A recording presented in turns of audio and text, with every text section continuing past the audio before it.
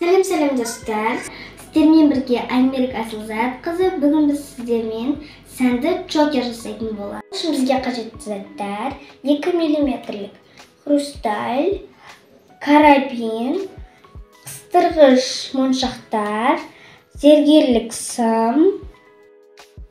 Ең алдымен зергерлік сымның бір бұрышын алып, карабинге қыстырғыш моншақтардың көмегімен бекітеміз.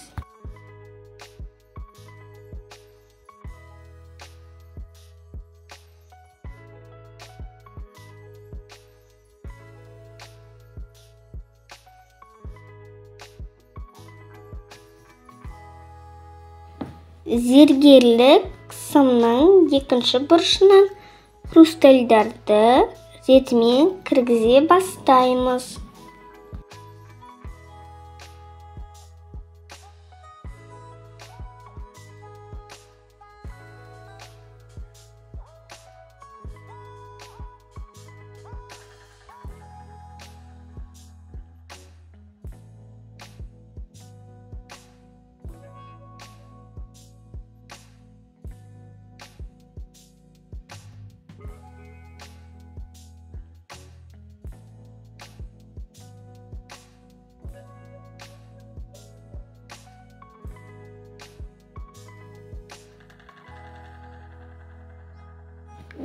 Керек мөлшерде хрустальдарды кіргізіп болған соң,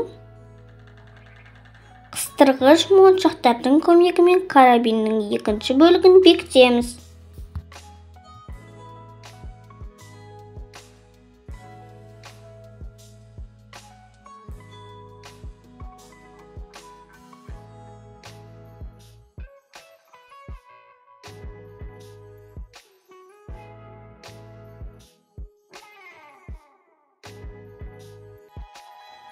Осымен біздің чокеріміз дайын болды.